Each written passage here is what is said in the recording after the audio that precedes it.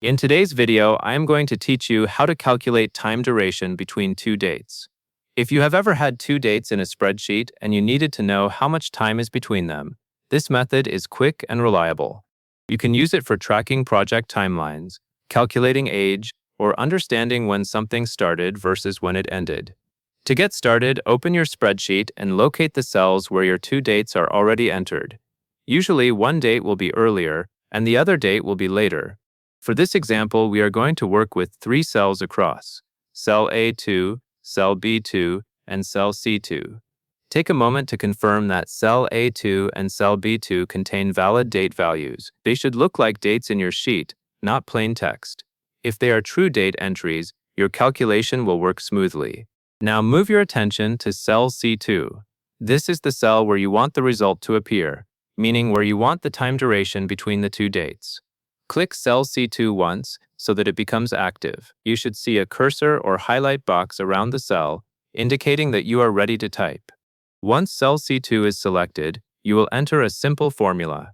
In the formula area, type equals B2 minus A2. In other words, the formula should read B2 ace A2. After you type it carefully, press Enter. As soon as you press Enter, the spreadsheet will calculate the difference between the two dates and show the result inside cell C2. At this point, it helps to understand what the result represents. Many spreadsheets treat dates as numbers behind the scenes, so subtracting one date from another produces a difference in days. If your dates include time values, the result may include fractions of a day as well. The key idea is that the spreadsheet is converting the dates into comparable values, then finding the difference. Now that you have the correct formula working in cell C2, the next goal is to apply the same calculation to the rest of your rows, without having to type it again.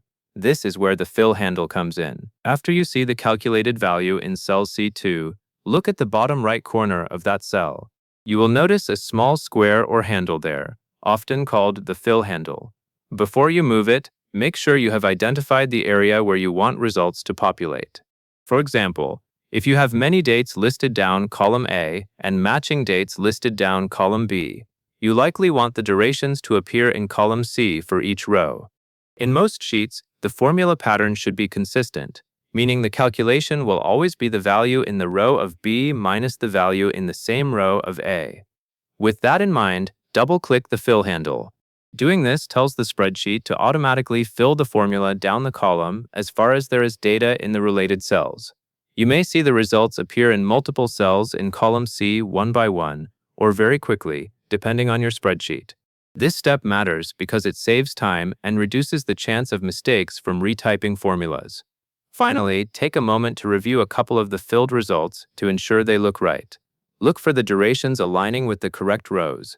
If the dates are aligned properly in columns A and B, the new values in column C should match each row's pair of dates.